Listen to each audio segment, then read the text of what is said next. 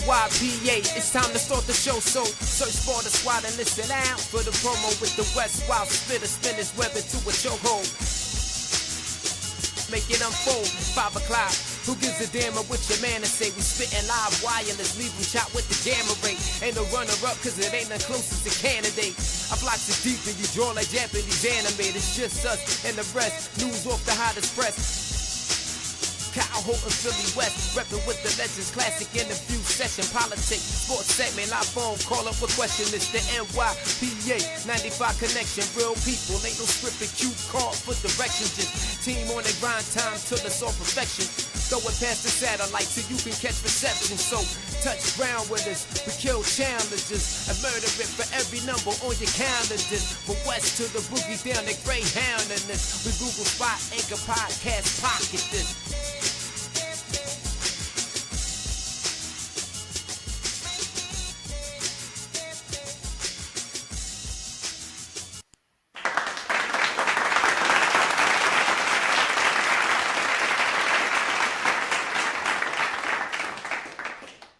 Welcome everyone to another episode of NYPA Entertainment Radio. It's your boy KG, broadcasting live on a nice, well, semi-nice Sunday here in Philadelphia.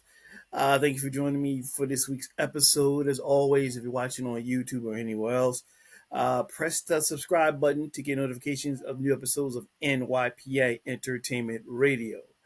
As a program note, next week, there is no show. Next weekend will be Father's Day. So obviously, being a father myself, taking the weekend off. But I'll be back up a week later on June 22nd for the final season of NYPA Entertainment Radio. So no show next week. Be up in two weeks, taking the weekend off. You know, it's our day, fathers. Like I said, listen, I ain't gonna go into a long rant, but like, make sure you tell your significant other that you want an actual gift. You know, an actual gift, not waka waka and a hoo hoo. You want a gift, a watch, a tie. If you like video games, a game for your console, something. Come on. And man, you like balloons and cards and make it, you know, let them know that. Like, just tell them. They tell you, you tell them. And just fixing dinner and breakfast and all that stuff is, nah, you want an actual gift. That day's all about you. So uncles, brothers, and guardians, stepfathers, and fathers alike band together and tell whoever, hey, this is what I want for Father's Day. And good luck with that. And hopefully you get it and they just won't ignore you. Because they do. They ignore us good fathers. What are you going to do? Anywho, now last week, near the end, I had some technical difficulties and I was in the middle of discussing the fourth installment of Meet the Parents, and I got a little distracted because I started seeing stuff happening to my screens, and it was like shit happening on Riverside, and it stopped recording. I was in the midst of giving my opinion on Ariana Grande being cast as part of the Meet the Fockers, Meet the Parents series, and as I was saying this, everything kind of got a little wonky near the end, so I do apologize about that. I tried to edit it out, but it didn't work. I said, fuck it, let me just roll in. I'll explain it this week. So anyway, what I was saying before I got really cut off by Riverside and their fucked up technical shit. I'm not big on sequels, as I was saying. And usually with me, I believe sequels should not have huge gaps in between when it comes to making another one. It will be interesting now, as I was saying last week, that Ben Stiller will be the same age as De Niro was back in 2000 when Meet the Parents came out. So they didn't say what part Ariana Grande will be playing, but it sounds like now that whoever his daughter is, which might be her, is bringing someone home to meet him and so forth. So that sounds very intriguing. So it kind of caught me there. They didn't go into details and say that's not what they didn't say exactly what the plot is, but they kind of hint around stating that might be what the plot might be now that he's De Niro's age when De Niro was started back in 2000, like 25 years ago. So that's kind of cool. So we shall see. So there you go. That's what I was going to say. Now to some this week's topics I'm going to get into. Of course, let me get into the whole Diddy thing. There's a lot going on there. But before I jump into that, I got some more news and topics and things from the world of entertainment. Let's start with this one. Ryan Coogler confirms Denzel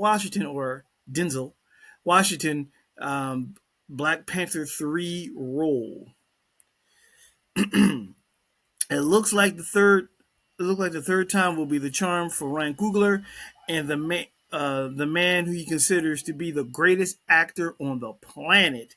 During a recent appearance, the writer and director behind the Marvel blockbuster Black Panther: Wakanda Forever, affirmed that he has crafted a role specifically for Denzel Washington in the planned third installment of the superhero franchise. Cole, I've been trying to work with him since day one, Kugler said in a recent interview. I think he's the greatest living actor, and in terms of what he means to our culture, forget about it. I mean, I've been talking to him about this for a long time, and I was surprised when he mentioned it. But it's not like it's, but it's not like it's what is it? But it's not like it's not true.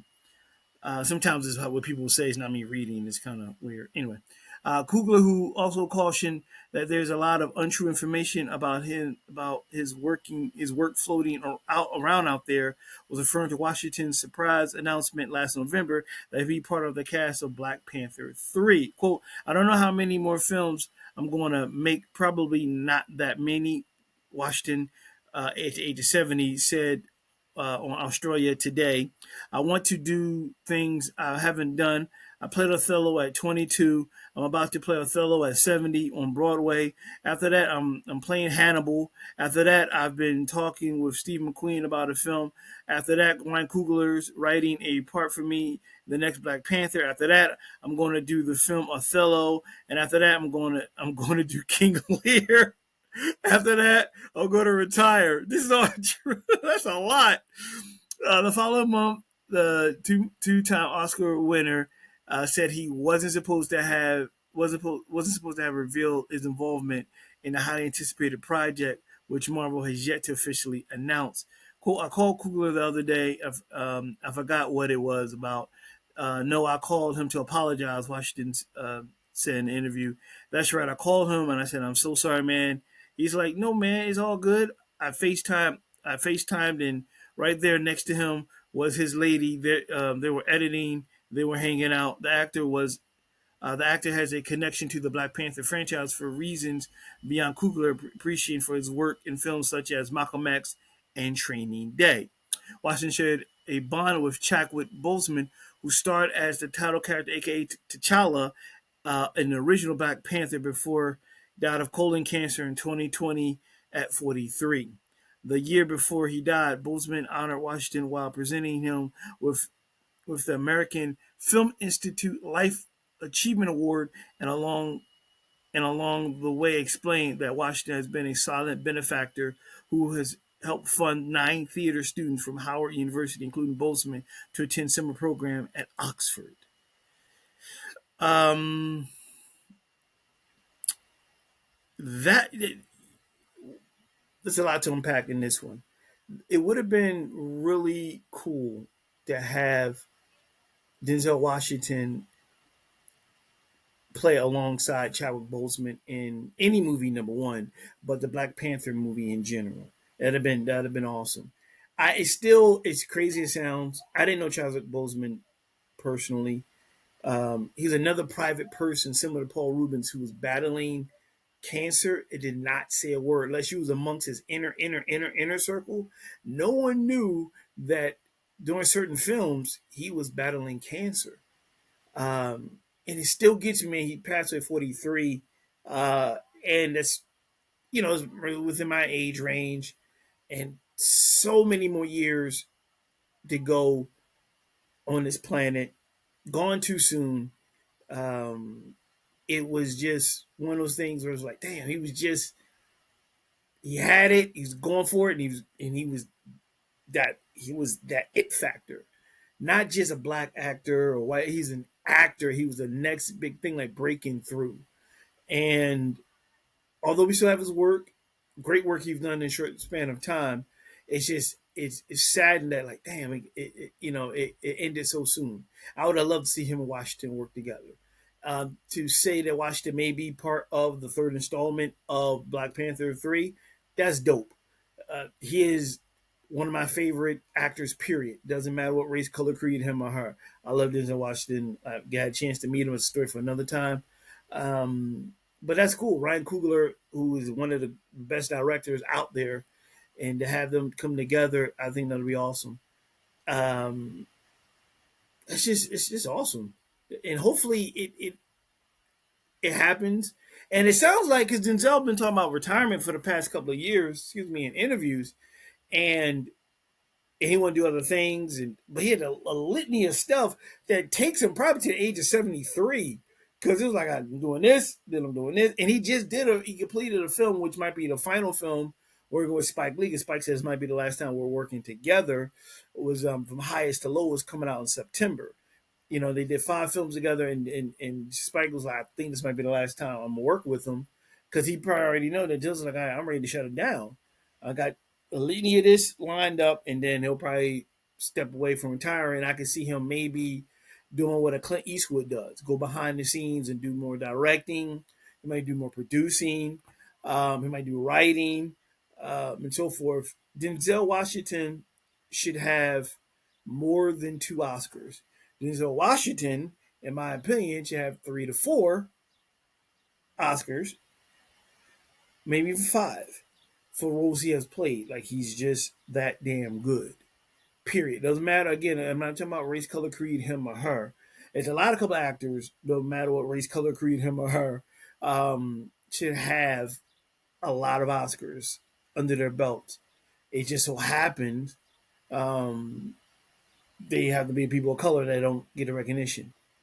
And I can go on for days, and I can give you a few: Angela Bassett, Lynn Whitfield, to name the 2. Morgan Freeman should have more than one. Like it should go on and on. But I would love and can't wait to see if this happens.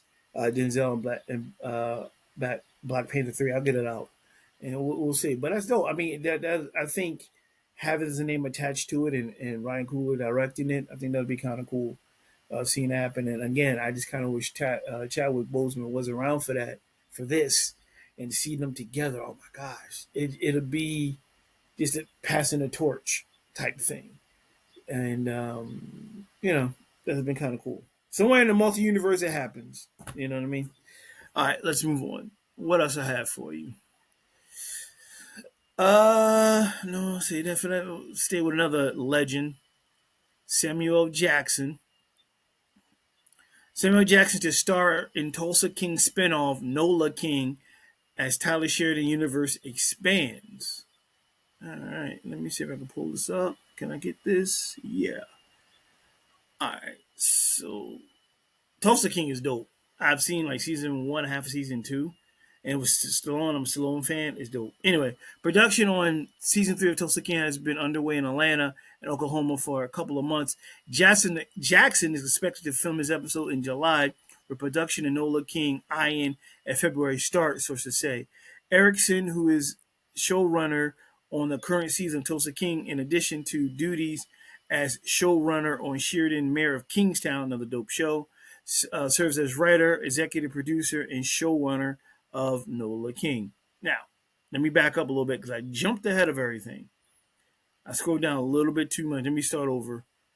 Dave Erickson. So let me start over again. So Samuel Jackson's latest marquee star to enter in TV world of Taylor Sheridan, the Oscar-nominated actor, is posed to lead his own Paramount Plus series for the profile creator titled Nola King. Sources tell Deadline the article. Written by Dave Erickson, Mayor of Kingstown, it is being plotted as a spinoff from Sylvester Stallone hit Tulsa King. Jackson will appear in multiple episodes of Tulsa King upcoming third season before headlining and executive producing the new series from 101 Studios and MTV Studios. Details are sketchy, but Jackson is believed to be playing Russell Lee Washington Jr. That's a lot. Who, like Stallone, the White, the General Manfredi, comes from the crime world. He will go against the White in Tulsa before heading down to take over New Orleans. Then I'll pick up where I'm gonna start over where I picked up when I started from. So production on season 3 of Tulsa King has been underway in Atlanta and Oklahoma for a couple of months. Jackson is expected to film episodes in July, which is next month, for production in Nola King eyeing for February of 26 start. To 2026 start. Sources say Dave Erickson, who again showrunner, who is the current season of Tulsa King, in addition to his duties as showrunner on Sheridan's Mayor of Kingstown, serves as writer, executive producer of Nola King. Now, I will continue with the unread stuff. Under his overall deal, the MTV Entertainment Studios is expected to transition from Tulsa King to the new series while continuing on Mayor of Kingstown. Nola King, executive producer, who includes Sheridan and 101 Studios, David C. Glazer. That's David Erickson. Now I'm stopped there. Um, what is interesting, and you're starting to see now, Mayor of Kingstown is another series with a Hollywood actor transitioning, who's like top of Jeremy Renner, who's in like blockbuster films and Marvel and all that stuff, and went over to Mayor's Kingstown, which is a dope ass show. Sylvester Stallone, we all know, slide his blockbuster movies to streaming service of Tulsa King, and now you got Sam Jack doing the same thing. Um, I think it's an ongoing thing that's happening now, and and it says it here in an article that, let me see. So it, so it says Jackson is known for his MCU role as Nick Fury, which he has played across films and TV series. On TV, he recently starred in the Peacock limited series Fight Night, the Million Dollar Heist, and Academy Award nominee. And for Pulp Fiction, Jackson received an honorary Oscar in 2021. Honorary Oscar? Really? He should have got more than that. But you started seeing a lot of veteran actors and current actors, I don't say we more so veteran, who are in the blockbuster films, they're starting to move over to like the streaming service, whether doing little bit parts in TV shows, a little bit of miniseries, or taking on a series now than doing films. And I believe maybe because the TV schedule is a little more flexible than film, you get a little more time to do stuff. The pay is still, especially with like Paramount Plus and Netflix, they're paying big time studio money for actors like Jeremy Renner, Slash Stallone, and so forth. Uh, Tulsa King is dope. You gotta check that joint out. I want to see Nola King, and I'm a big Samuel Jackson fan. Hopefully, he ain't dropping too many N words and none of these stuff because he do. But he's not working with Quentin Tarantino, so he should be fine.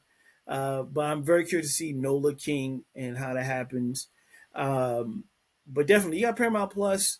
Check out Tulsa King. Check out Merrick Kingstown. Is on Paramount Plus also, or Showtime. And you'll like that too. Like scene creator Dave Erickson, who's the showrunner, Tyler Sheridan, created Yellowstone, and he just like played a hot hand. And Tyler Sheridan used to play the young sheriff on season 1 and 2 of Sons of Anarchy, and he was on there for like 2 seasons. And this guy, and he got killed off the show because he had a little beef with Kurt Sutter. Got taken off the show, and next thing you know, he's just this mogul with these hit series out of nowhere with Yellowstone and the prequel to Yellowstone and Merrick Kingstown and Tulsa King and Nola King, a lot of kings. So, but I'm looking forward to that. I think it's going to be dope. And again, Samuel Jackson is another actor who should not just get an honorary Oscar. He should have a few on his repertoire. You dig what I'm saying? Like he should have like a couple of them in his belt. Not gonna get into the political game of it all, but I think he should have already. He's one of the best actors. Period. Um, Hands down. Again, no matter what race, color, creed, him or her, Sam Jack should have a few Oscars on his resume. Period. He's good. He's been around for a long time, and he he can play it all. You know what I mean? So I'm looking forward to not just seeing him on season 3 of Tulsa King, but eventually seeing in February 26th the spinoff of Nola King and him being the star of it. And it should be dope. I think it should be cool. Because anything pretty much Samuel Jackson is in, it's good. You know what I mean? I think it's one of those things. It's very good. You know what I mean? Sorry, phone going off. Um, so I think it's good. Do a show, people call you. My apologies. So uh, I think it should be dope. So check it out. Tulsa King first before you go into Nola King. Go to check out Tulsa King and see it. Like season one is dope. Season two, I gotta finish season two. And then of course season three whenever it drops, and then lead into Nola King, and this maybe see have Sam Jack and Stallone on the screen together. That's cool right there. That's iconic right there. You got these two legends sharing the screen. Like, come on, can't beat that. You know what I'm saying? And it sounds like in the beginning they're gonna be like enemies. So yeah, you got in the way Tyler Sheridan and his crew and the right shows is going to be good. And I'm just thinking about it. Like, I rarely get hype on certain things, but I think it's going to be cool just to see him with Stallone share the screen together, and just to see it's like Pacino and De Niro sitting across from each other and just having that dialogue. You know what I mean? And that should be dope. So I'm looking forward to it. We shall see. We shall see. All right, moving on. What else I have?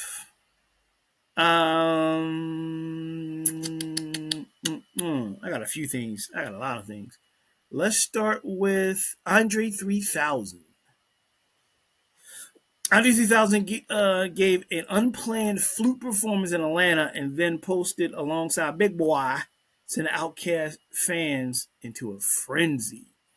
Atlanta music legend Andre 3000 made a surprise appearance this past Tuesday with a spontaneous flute concert in a parking lot off Metropolitan Parkway in Atlanta, drawing a crowd of fans.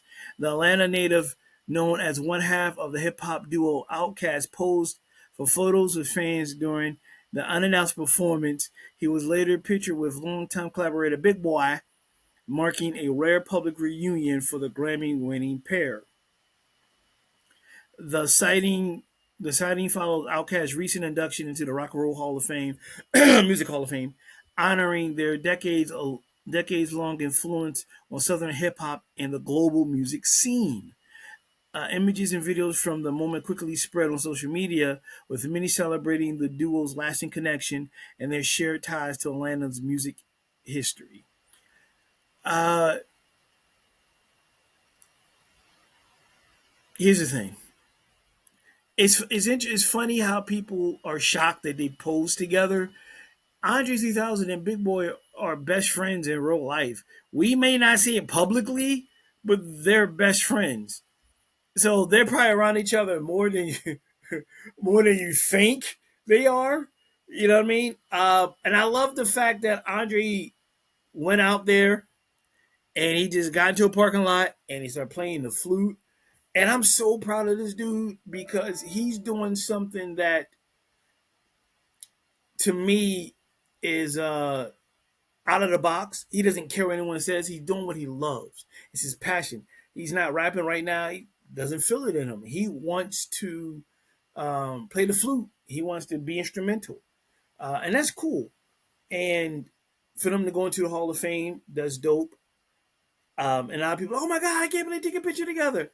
Well, I'm sure they talk more than you think they do. They're best friends in real life. So although we don't see it and we don't hear their conversations, it doesn't mean they're not talking. It doesn't mean because Big Boy doing one thing and Andre doing another thing does not mean that they're not they're not best friends or family or brothers and none of that. It's just they doing their own path, but they've been friends prior to Outkast. So it is dope to see them in public together because we rarely see them. But it's no beef between them because people get in a friend like, oh my God, I can't believe they're together. Oh my God, another album. No one said that. I do believe somewhere down the line when he gets the love back in him, I wouldn't be surprised if he again. I don't think he would do an album. I think he may pop up on a verse or two on someone's album, but I don't see him doing a complete album again because he pretty much said it. Like he don't really think they're going to. He has an album in him now. That might change, but I think at the end of the day, What is really cool about the whole thing is that he loves what he does. And that should be an example for everyone. Do what you love, have passion for it. And don't let anyone talk you out of it. He loves playing the flute, and everyone thinks it's nuts and crazy, but he got out there, middle, in the parking lot and around people, and he started playing the flute. And like the Pied Piper of Atlanta, everyone came out and surrounded him, and everyone followed him. And then his right hand man, Big Boy, was there showing love and the whole nine. That's what it should be all about. So I can't. I'm like I said. I love to see people do what they want to do and passionate about, and he's doing regardless of what anyone says. 103,000 going to do it his way, and doesn't matter what anyone else says. And you gotta respect him for that. You gotta love him for that, and that's dope. That's really really dope. Um, but I don't think there's gonna be another album. I'll be shocked if they do one together, because sometimes you just grow out of it, and if he do, again, it'll be one or two tracks on someone's album. It might be a Big Boy album, it might be a Becoming Cat, it might be somebody, but I predict probably in another year or two, he's gonna make a surprise appearance on someone's album, dropping a verse. I don't see him doing another album. I don't really see him touring and kind of doing the old stuff either. He just built differently. I think he's just going to move forward and don't look back. And I think he said in his interview that he looks forward and don't look back. So we'll see. And it's dope. Like I said, he was out there playing the flute. Everybody came to see him. And you have to give him his balloons on that one, man, because not a lot of people are willing, whether you're a civilian or a celebrity, can get out that box. You know what I mean? Get out the box of being a hip hop artist and expanding. And he's expanded, and he doesn't care what you think. He loves it, and it shows. So kudos to my man Andre 3000 going into the Hall of Fame, Music Hall of Fame. I can't say Rock and Roll Hall of Fame. You heard my whole thing, my whole spiel about that. All right, staying with music. Eminem's music publisher, 8 Mile Style, is suing Meta for $109 million over copyright infringement claim. The company that controls Eminem's early catalogs is suing Mark Zuckerberg's technology company. 8 Mile Style filed a lawsuit against Meta Platforms, the technology company that owns Facebook, Instagram, and WhatsApp. The music publishing company has accused the tech company of copyright infringement and is now seeking over $109 million in damages, according to court documents. 8 Mile Style was co-founded by the musicians production team, the Bass Brothers. It controls the rapper's music that was published between 95 and 05. Eminem is not directly involved in the lawsuit. 8 Mile Style alleges that Meta violates the copyright of 243 songs from its catalog. 8 Mile Styles claims Meta did so through the quote unauthorized storage, reproduction, and expiration of the 243 songs on the various platforms.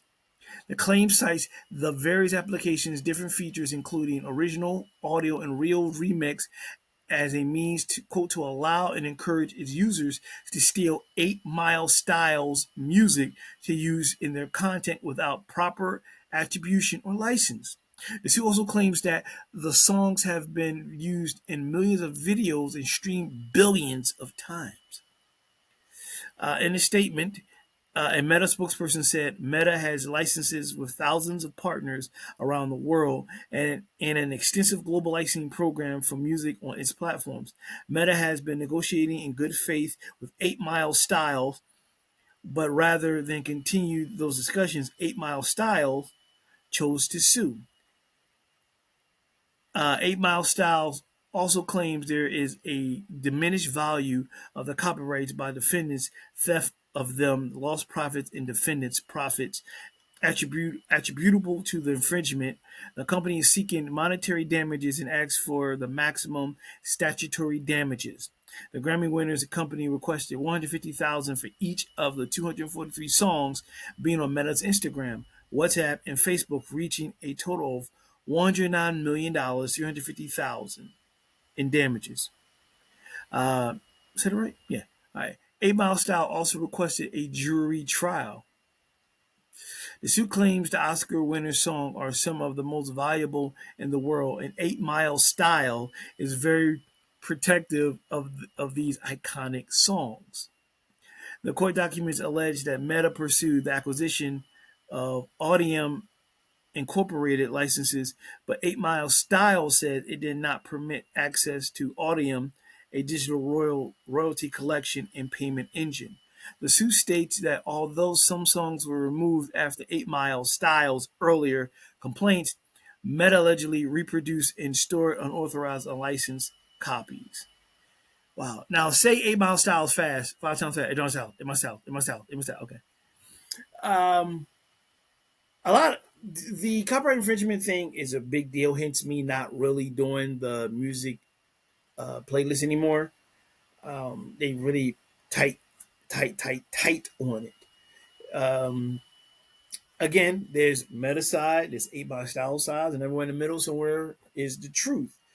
It's a lot of money, 109 million dollars.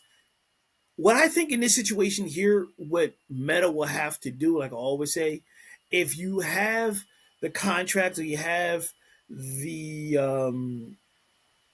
how can I say, you have the permission to use this music, you got to have it in black and white, which is paper. You know what I mean? And it shows that they have permission to use uh, the music on their platform. If they have that and it's written and it's current and up whatever, then the 8 Mile Style, then they don't have to drop the lawsuit if they have proof of that. If there's no proof, in my opinion, I'm not a lawyer, but if there's no proof of them having permission to use the property of 8 Mile Style, then you might have to pay up. But it comes down to, I believe, just showing proof that they were given permission to play the music across the platforms of Instagram, WhatsApp, and Facebook. Um, and I would think Zuckerberg and his team, who don't want to lose millions and billions, I'm sure they probably had their bases covered. It's just pretty much um, it's pretty much just showing proof of it. At the end of the day, you show proof, then cool. I think you should be all right. If you don't have proof, then I think you might be paying up a lot of money. Whether you got it or not, that's still a lot of money. So we shall see where it goes, and he updates you. Hear it here on NYP Team Radio, or it goes a little longer on the new podcast, Who's Kyle Graham. So either way, you're gonna hear it from me on the updates of where this lawsuit from 8 Mile Style. So here's an interesting one I came across. Curb Your Enthusiasm star Jeff Garlin walks out walks out of stand up show over $800 check. Jeff Garlin refused to go on stage at a stand up show. He was booked to perform at last week's. I'm sorry, I had to pop up. Here we go. At last week, let me start over again. Something came across my screen and blocked what I was going to say. Jeff Garlin refused to go on stage at a stand up show. He was booked last week. It was said it was said because organizers wouldn't a good old pay him in good old greenbacks. Um, the Curb Enthusiasm star and veteran comedian, 62 years old, agreed to headline a comedy dinner at the Calabasas Country Club in Southern California for $800 in cash. But when he arrived at but when he arrived Sorry, I get pop ups. So I start reading, all of a sudden the pop ups come up and block my screen. But when he arrived at the Tony venue On Thursday evening, the folks behind the booking had a check for him rather than cold, hard bills. The crowd was pissed, said an insider. Um, the crowd was pissed, an insider said of the well-heeled locals of the famously luxurious LA suburb. Most of them had come to see Jeff. We were told there were about 40 people in the audience for the regular comedy night, which appears on the comedy club's schedule amid bingo nights and a Father's Day brunch. Garland's diva moment is rather unexpected. For one thing, surprising that he be sweating on $800 in the first place. Not only did Garland appear on all 12 seasons of the HBO hit Curb Your Enthusiasm as Larry's best friend and agent Jeff Green, but he was also the lead on 10 seasons of ABC's The Goldbergs, not to mention being something of a Disney darling with roles in Cars 2, 2010 and 2019 Toy Story sequels, and Wall-E. So it seems unlikely he's short of a buck. But an insider said it's probably not really about the money. Jeff can be a very neurotic guy, a source says. Um, he can get hung up on things. While Garland is best known as a comic actor, he's a stand-up first and foremost. He launched his stand-up career in his native Chicago in the 1980s and was a member of the famous Second City comedy troupe at the same time as now bold-faced names such as Steve Carell and Stephen Colbert. All right, story's a little weird. And again, there's their side, his side, someone knows the truth. My question is, I would think for someone of his stature, $800 is a lot of money, period. However, I would say someone of his stature who's a veteran in the game, I'm surprised that he signed off on 800, maybe 8,000, but not 800. I think more so an upcoming comedian who was struggling, got $800. I could see them taking the booking. That's number one. Not taking it because it wasn't in cash. That's kind of weird. Again, there's his side, their side, somewhere in the middle is the truth. I'm stuck on the fact that he took the $800 booking, period. Being who he is, I'm like, $800. Like, you might as well just did it for charity work, did it for free. 800, like, it's a lot, but I would think, again, someone in stature who's been in the game for a long time, two successful TV series, amongst other things, I would at least think you break the 1,000 barrier mark and be under 1,000. That's kind of weird. I don't know if he's doing a friend's discount. Who knows? But it doesn't sound good that he walked out because of $800. I'm sure it might be a little bit out of context. That's why I said there's his side, there's his side, their side. So in the middle is the truth. But it just seems kind of weird, like he's that cheap that he walks out on a $800 payday, which is a lot. It's a lot of money. Period. I don't care who you are. It is still a lot. But I'm just looking at it like, well, maybe. Like I said, you sign off on it. I, Again, it might have been a friend discount type thing, because he's a veteran in the game. He wants, like, usually cats like that, they in the high 100,000s and beyond.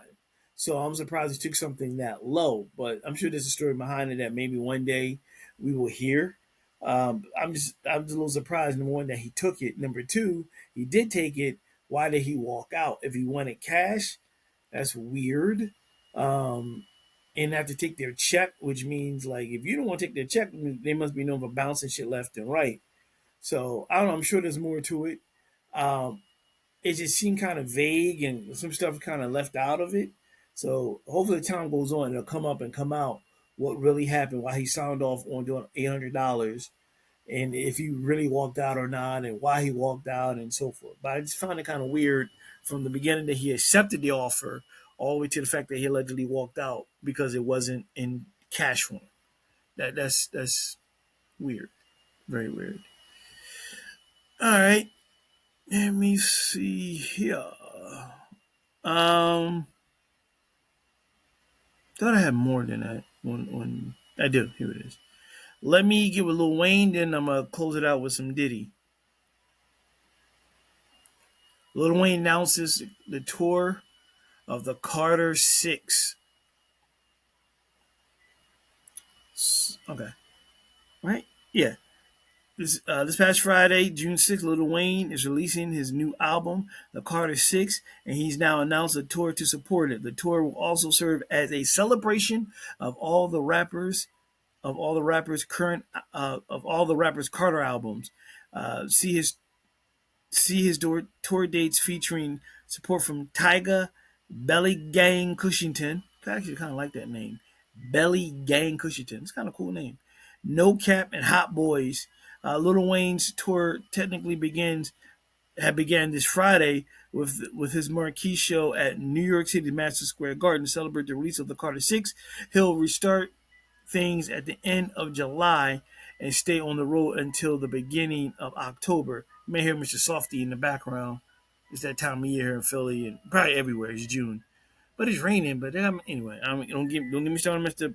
The Pot Piper of ice cream, luring kids out their home and anyway. So Lil Wayne got a long list here.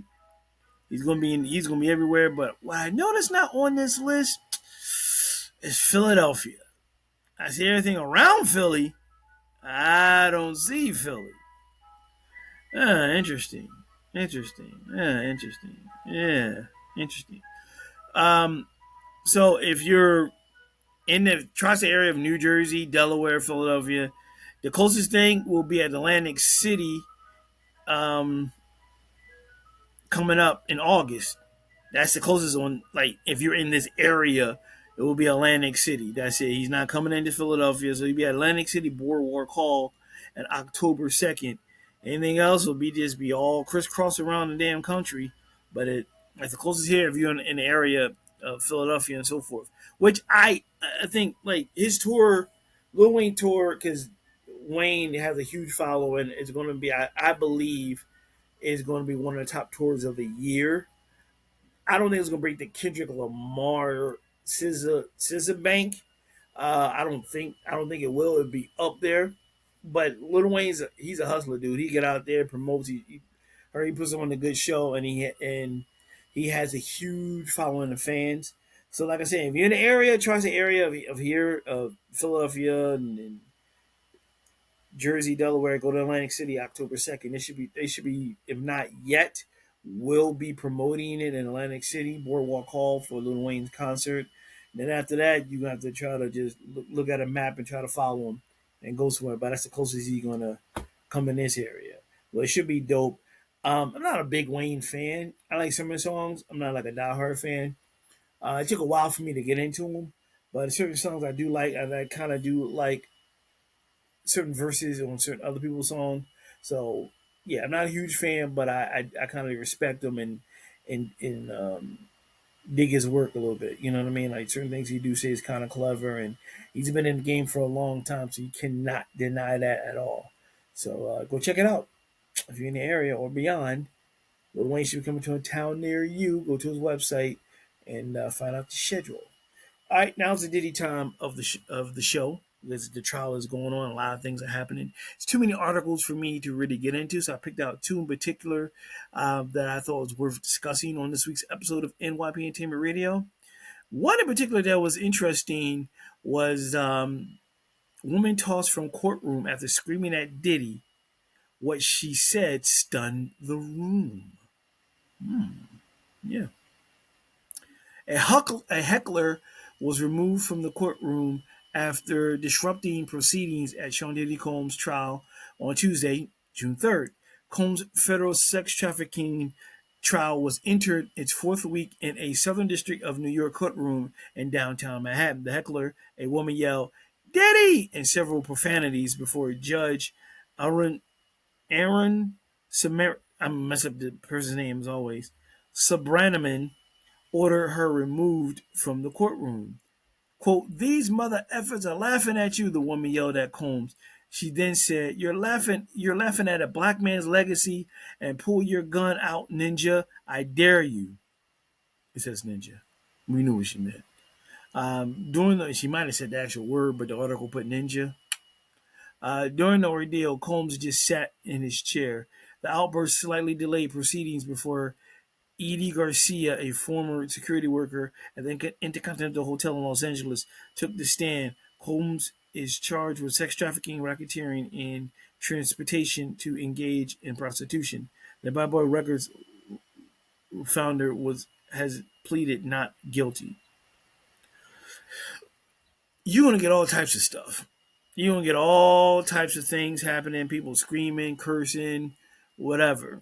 And you're like, do they screen? They're gonna start really screening people. I think coming into this trial, you definitely gonna start because you outside of screening them for like weapons and stuff. Um, I'm sure they might do more of a checklist of who you are, what are you to the person, and make it more streamlined. Because the last thing you need is some irate person who might not be, good up here, screaming and yelling. They got cameras rolling, and she's like, pull your gun out, ninja, and all that type of stuff, and disrupting things. And you turned out a black man's legacy. And the question was like, how did you get in the courtroom? How did you get in here? Like, like how did you really get past that? It should be a check off list. Before you walk through the actual courtroom, walk in the courtroom, jurors, media, family, friends, not just Betty Lou off the street who just like, I'm going today and I'm going to shout what I feel, and he'll hear me, and he'll feel good about himself. But I'm sure there's a lot more crazy stories that we're going to hear and haven't heard during this whole trial thing. And another one that I thought was very interesting was let me see, let me pull this joint up.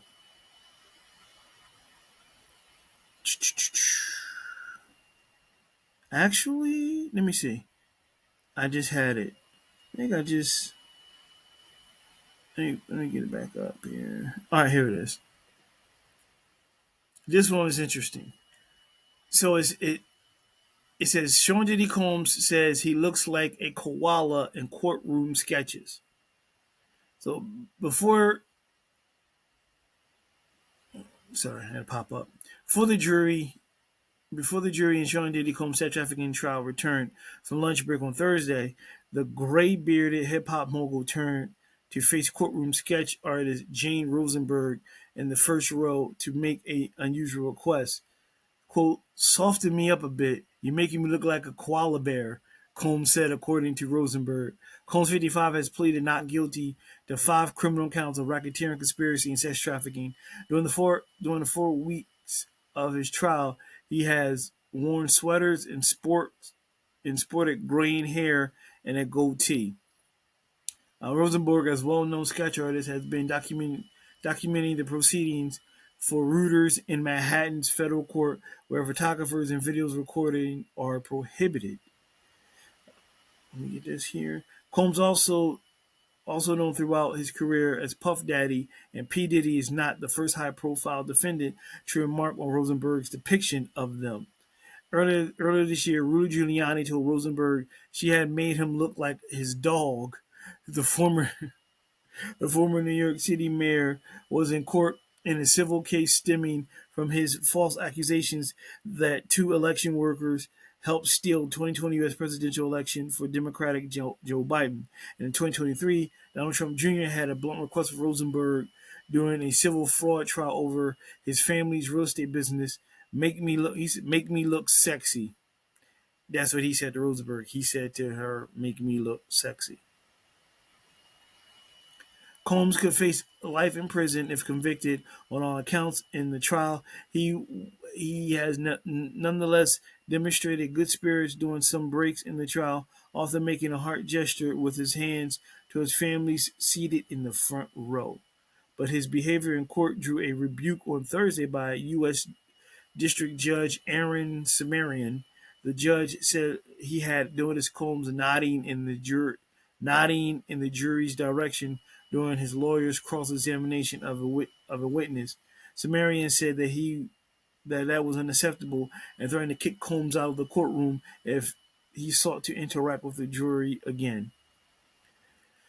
Ooh, so I have to unpack on that joint too. Sketch artist. It's funny, and I'm not going to because I want YouTube to take it down or something. I'm not going to show the picture. Um, Usually, we do sketches of somebody from a courtroom. They're not very flattering to begin with. Um, they're not supposed to be flattering, but you got to depict them in the light you see them, and maybe that sketch artist is in their eyes see them a certain way. Maybe she did see him as a gray haired koala. Who knows? Maybe she did see Giuliani's dog in him. Who knows? They're not there for depiction of perfection. They're not there for you to look sexy or heroic or cool. They're there to tell a story, so to speak, because cameras and videos or whatever, photography and video cameras are not allowed. So you got to sketch whatever is there and so forth. She not asking you to pose. She's just taking what you look like and sketching it. Um, and what may look like a quality to him may look good to someone else. Who knows? But my thing is, that's the least of your problems. You're in a courtroom. The least of my problems is what the sketch artist is putting on there. I'm worried about I'm going to do life in jail. I'm worried about what's going to happen next. I don't give a fuck how you portray me. I don't care about that right now. I'll be more concerned, like, man, I gotta get the fuck out of here. Find me innocent. I ain't coming back. Whatever. That's your least of your problem. Soften my looks, dude. Don't worry about that. That's the least of your problem. You should be focused on getting your ass out of there and living and continuing your life instead of worrying about what they're putting in the papers. Like that's the least of your problems. Anybody, whether it's him, Trump Jr., whether it's Giuliani, whether whoever it is, don't worry about that. At the end of the day, your focus will be like, all right, I gotta get out of here. What's going to happen next? And if you are nodding and glancing over to the jury, stop doing that too. Towards the judge, look away, look down, whatever. Don't even give them the attention. Because and you could be. Here's the thing. You know what's crazy? I'm gonna say something out the box. You could be looking in that direction. You dig? And you might not be really looking at them. You could be lost in thought. You just kind of just nod, listen to people talk. You ever do that? Seriously. You ever just like somebody think you're looking at them or looking in their way and you're actually looking off in space. You kind of just like listening and nodding to whatever's in your head, nodding to whatever they're saying, but you're not really looking at them. And that could be, and I'm just saying, it could be a possibility. You could be actually nodding toward them. He could actually just be, sometimes you're lost in your thoughts and you're just looking away and looking. And it looks like you're looking at him. And he could be just nodding, like, mm. And because they're on you, any little thing that you do, they're on you. They're going to find a way to keep you behind the bars because you, right now, are an animal allegedly to them. I can't say yay or nay. I wasn't there. I'm not going to go down that rabbit hole.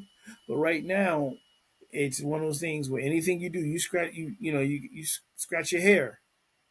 They're gonna be like, stop scratching your hair. What are you doing to your hair? That's how other scrutiny on the you got the spotlight on you. You know what I mean? They on you. They watching everything that you do, and that's something you gotta deal with in this situation. It's it's gonna continue to get more interesting. Like I said, I had a whole lot. I didn't want to bombard the show with a lot of that stuff from the day trial because it was a lot more, and I was like, nah, I'm not going to go through all that. I'm not going to. I picked two that was interesting, and I went with that because I was like, kind of want to go down rabbit holes. I might give y'all two, maybe one that maybe sounds kind of funny or interesting or something that's topical to discuss, but I'm not going to do like it was a lot I had to pick from, and because after a while it gets a little overwhelming and it gets frustrating. What will be frustrating is, like I said last week, don't all of a sudden start telling stories on how vile this man is when at that moment, at that time, you had a chance to catch him.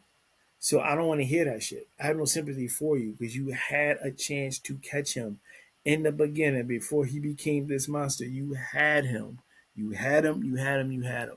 And it incenses me that now all of a sudden everyone is boohooing and all that stuff. I don't want to hear it. All this could have been avoided. So we don't know what's going to happen next.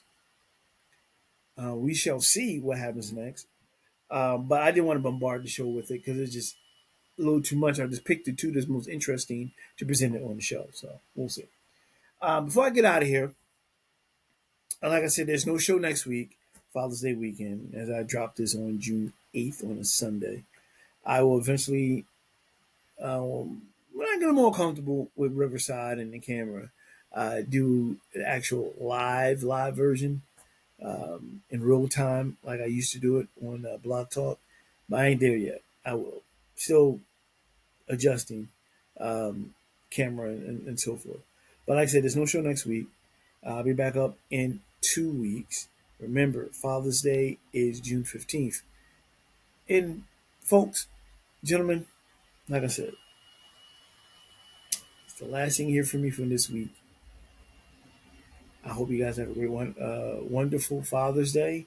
Shout out to the real G's, no matter what race, color, creed.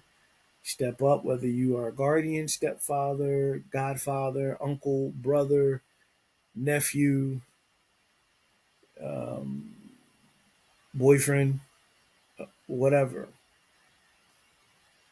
Have a good one. Have fun. Hope you have good gifts and enjoy your Father's Day. You know what I'm saying?